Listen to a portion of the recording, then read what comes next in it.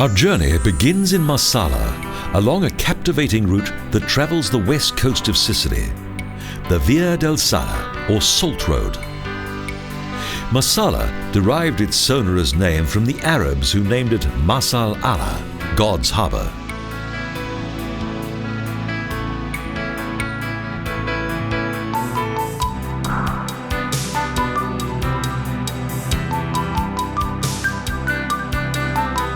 However, the city's origins do not date back to the Arabs, but to the earlier Phoenicians. Marsala's ancient harbour was originally designed for military use.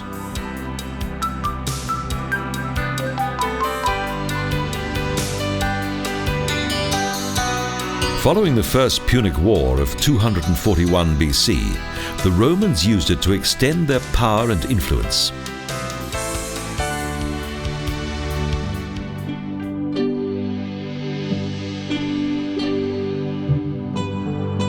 Marsala continued to flourish under both Arab and Norman rule. One of its city gates is dedicated to one of Italy's first national heroes, Giuseppe Garibaldi.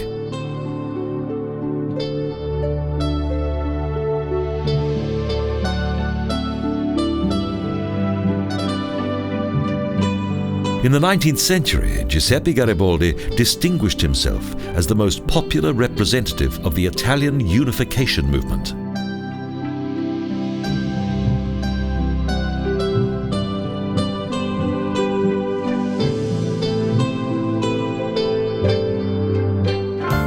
In May 1860, Garibaldi founded Italy's highly militaristic unification movement in Sicily.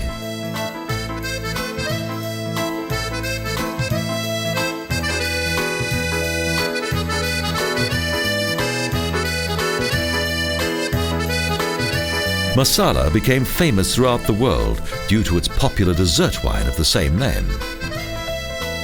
Marsala wine was developed at the end of the 18th century by an Englishman. This dome was built on the remains of a former Norman building on the Piazza della Repubblica and is of magnificent Sicilian Baroque design.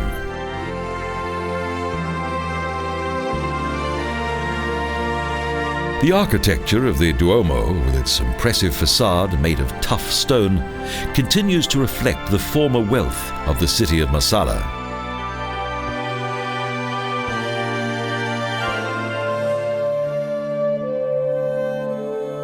Marsala wine soon became extremely popular. Several vineyards benefited from its popularity, and the cathedral also prospered due to its success.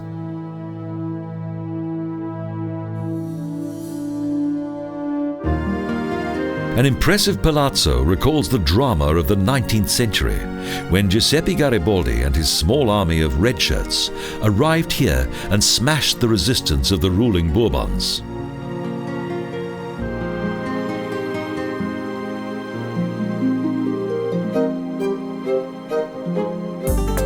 In addition to its fascinating collection of historic buildings, Marsala has a unique Mediterranean atmosphere.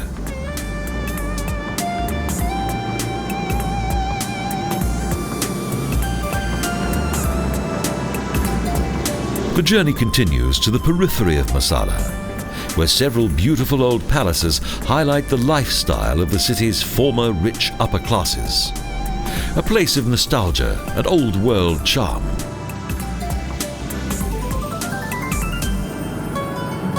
Some of the palazzi now lie in ruins, but close by several tiny boats lie at anchor in the waters of the Mediterranean.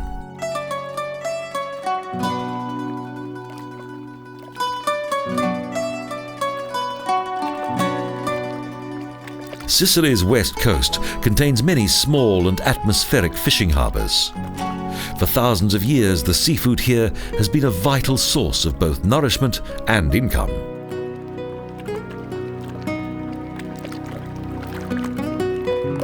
The Sicilians and Phoenicians were the first to appreciate the region between Marsala and Trapani, and thus transformed each of these towns into a busy centre of trade.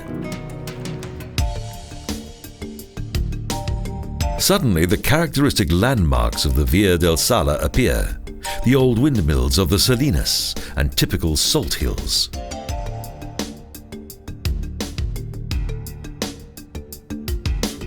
The Salinas were once of great economic importance as they represented the foundation of wealth for the people of the Trapani region.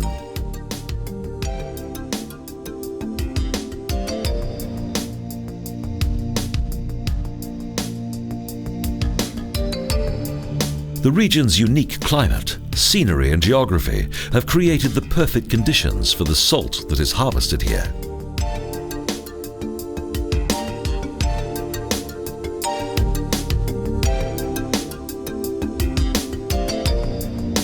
Along the entire route of the Via del Sala, the region's historic windmills rise up proudly from the Salinas.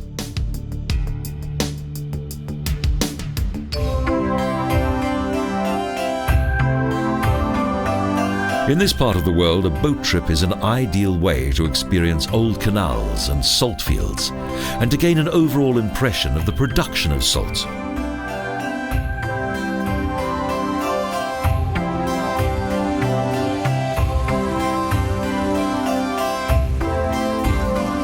There are also frequent boat trips to a unique and remarkable small island in the Lo Stagnone, Marsala's wonderful lagoon.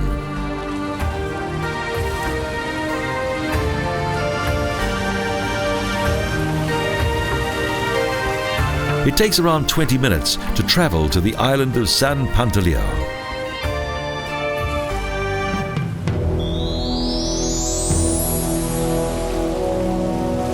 It is far better known by its ancient name of Mozia. Archaeology has shown that there was once a Phoenician settlement here.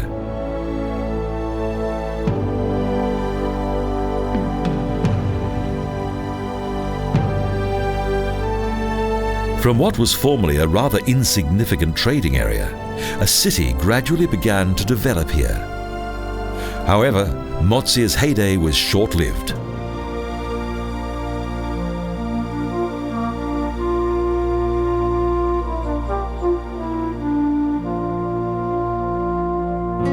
Constant conflict between the Phoenicians and the Greeks led to the conquest of the city by Dionysius of Syracuse in 397 BC.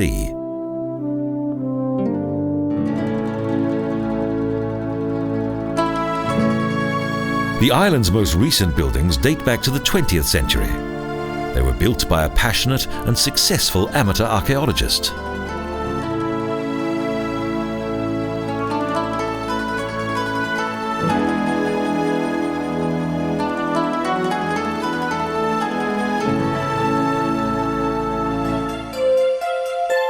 Giuseppe Whitaker was one of the last heirs of an Anglo-Sicilian family of entrepreneurs who became well known due to their Marsala wine.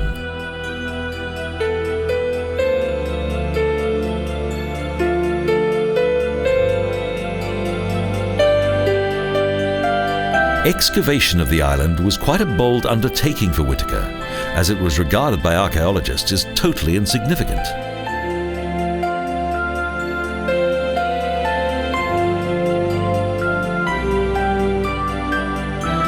When famous German archaeologist Heinrich Schliemann visited the island in 1875, he reached the conclusion that it was historically unimportant and not worthy of extensive excavation.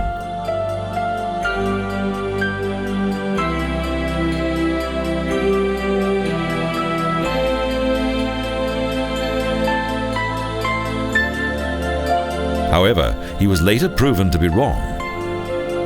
Despite Schliemann's negative assessment, Whitaker bought the entire island.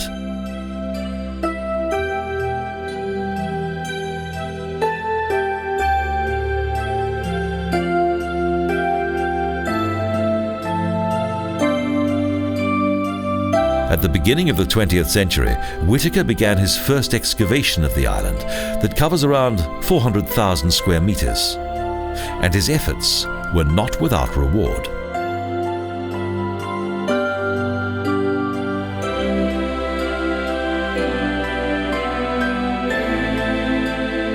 He soon discovered an extensive network of ruins. Both Phoenician and Carthaginian remains were discovered across almost the entire island.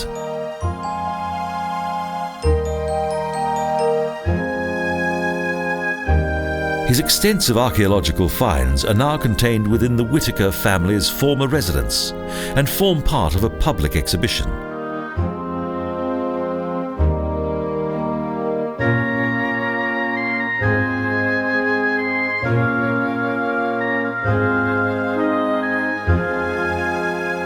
Thanks to the idealism of Giuseppe Whitaker, this once forgotten period of Sicilian history has been rediscovered.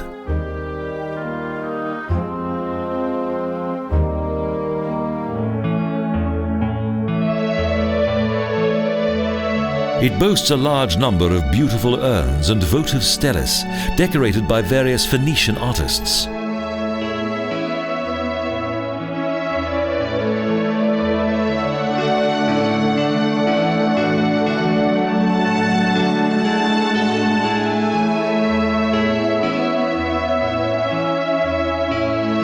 In the ancient district of Mozia, archaeologists discovered the remains of various ancient furnaces in which they came across several shells of the trumpet snail, a creature that was used for the production of the then much used magenta pigmentation.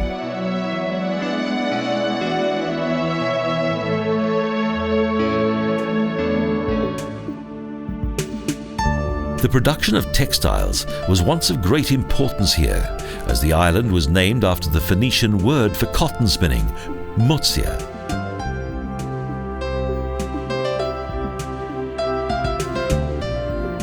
In the 4th century BC, it was the conquest and destruction of the harbour city by Dionysius, the tyrant of Syracuse, that finally led to the abandonment of the island by its former inhabitants.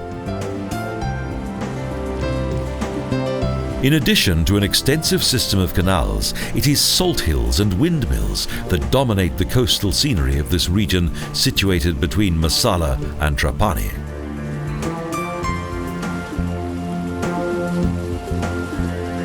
Opposite Mozia are the Salinas Ettore and Infersa. Each has become a distinct landmark of the Stagioni Lagoon.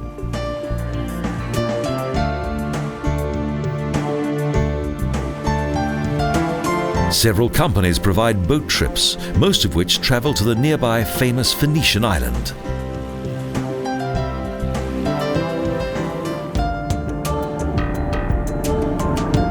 A short journey leads to the Ettore and Infersa Salinas that, in addition to the production of sea salt, are also committed to maintaining its history.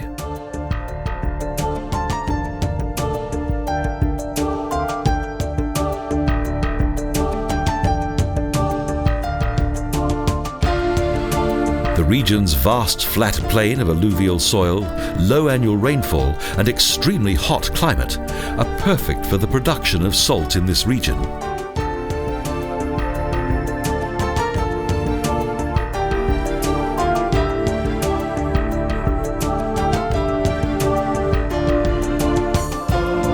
For many centuries, the region's unique character has been fully exploited by the Salinas. The Ettore and Infersa Salina at Mozia is the largest salt production area in Sicily.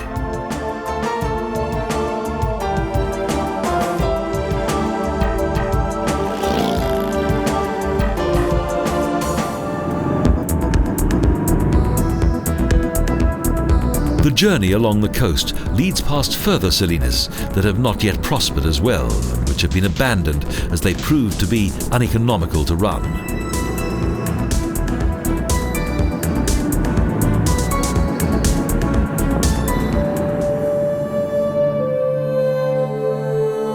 In the 1960s, one salina after another was forced to close down, and they've gradually fallen into disrepair.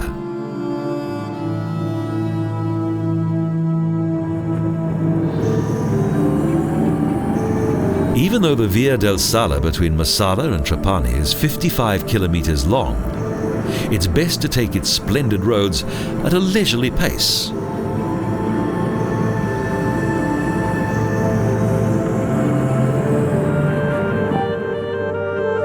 There are plenty of sightseeing opportunities in one of the many atmospheric harbour towns and villages along the route.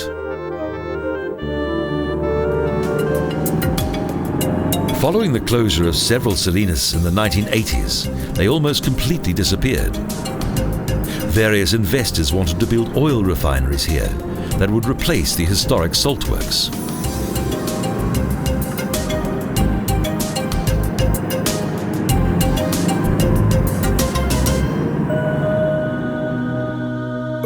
Vineyards also feature along the Via del Sala.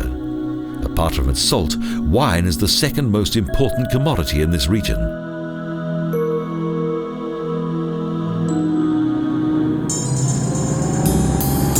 Fortunately, the ambitious plans of the oil investors didn't reach fruition, and conservation proved to be the victor.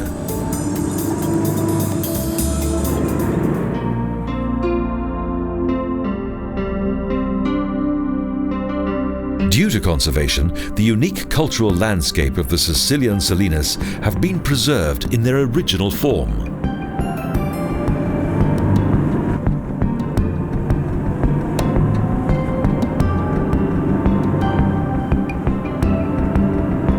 Now the Salinas are operating once again with around half the original area being used for the production of salt.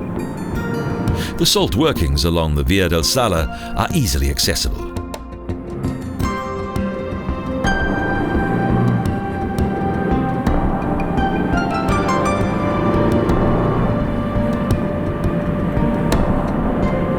Journey along the Salt Road also provides plenty of opportunities to experience rural Sicily and to gain an insight into the easygoing way of life of nearby Trapani.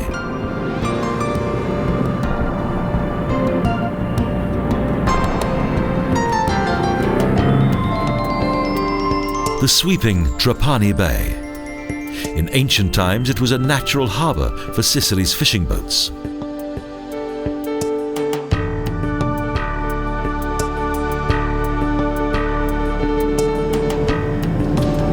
When most of the tourists have gone home, it's a good time to discover the many beautiful beaches along the Via del Sala.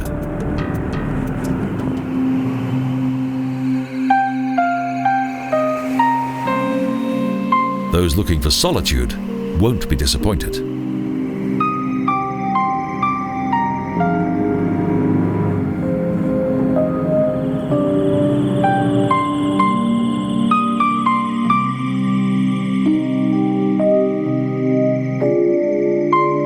Salt production has changed little over the years. It's still stored within the region's tiny hills. Here, it's as though time has stood still.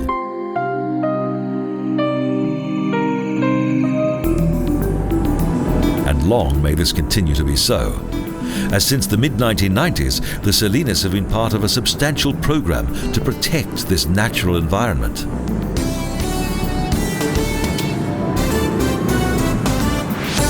The lagoon scenery at Trapani, along with several surrounding villages, has managed to retain its original character right up until the present day.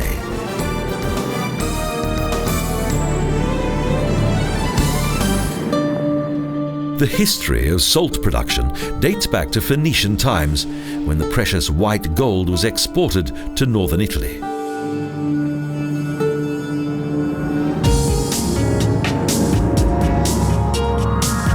And distant lands such as England and Scandinavia were once supplied with the salt from the Sicilian Salinas of Trapani.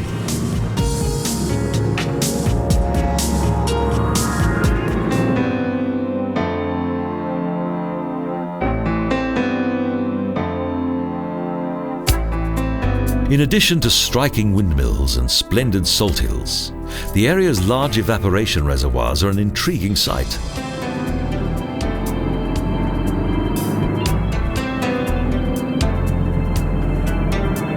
After a short journey, we arrive at one of the most famous salinas in the entire region.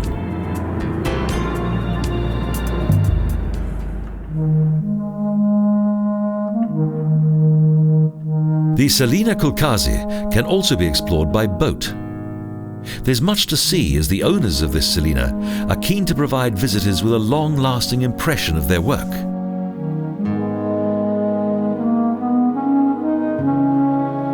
In bygone times, the working conditions here left much to be desired. Barefoot workers had to wade through the brine to shovel salt in the scorching heat.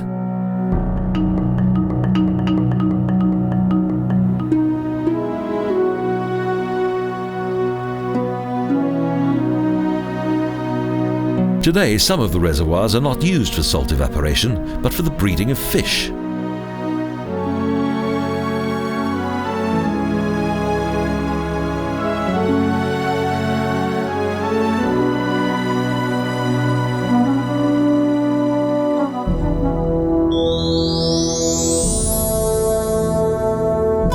The well-located Salina de Nubia is a wonderful place for those interested in the history of salt production.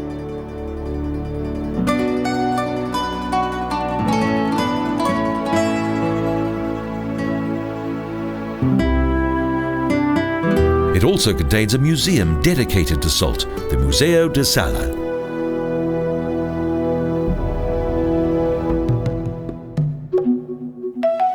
The old tools and equipment on display recall those times when the majority of the work was done manually.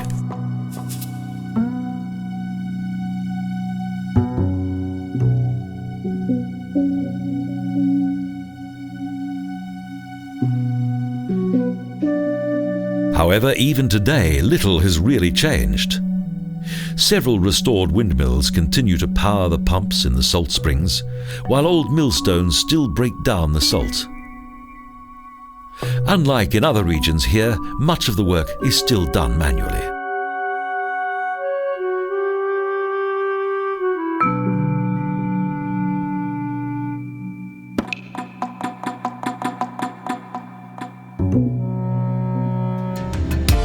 Even though some of the salinas have either closed down or are not working at full production level, the average annual salt production is around 200,000 tons.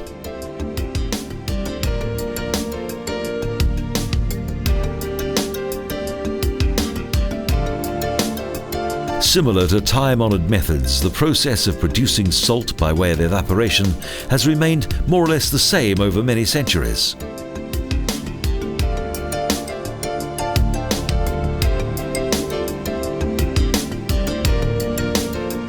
One of the most fascinating technical innovations used here was invented more than 2,000 years ago: the ingenious Archimedes pump.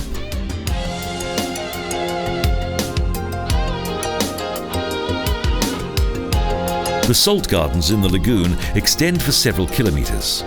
Some of them even reach as far as Trapani, a fine sight.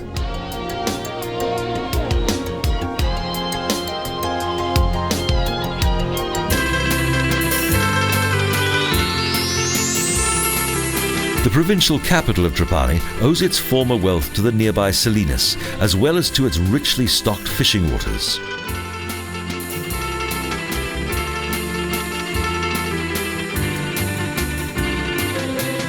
Just as in Messala, Giuseppe Garibaldi, who rose from being a simple guerrilla fighter to a Sicilian folk hero, is also commemorated as an important historic figure.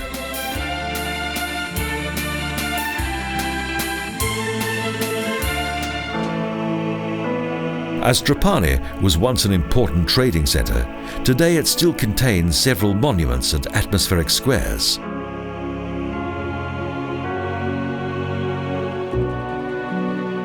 A number of artistically decorated facades testify to the former wealth of the city's old trading families.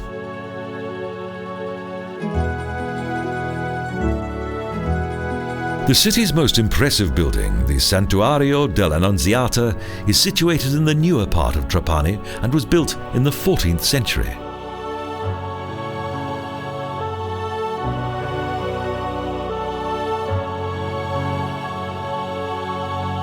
Over the years, this one-nave church has been the subject of several alterations. It was last reworked in the 18th century.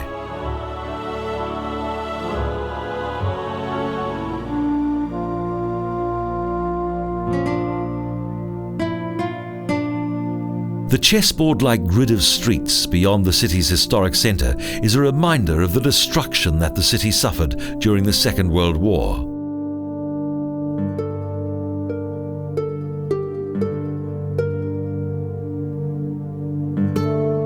With their combination of ancient cultivated landscapes, beautiful coastal regions, traditional fishing villages, and last but not least, the historic cities of Messala and Trapani, The Via del Sala still shines out in its importance as one of the most unusual and striking roads in Sicily.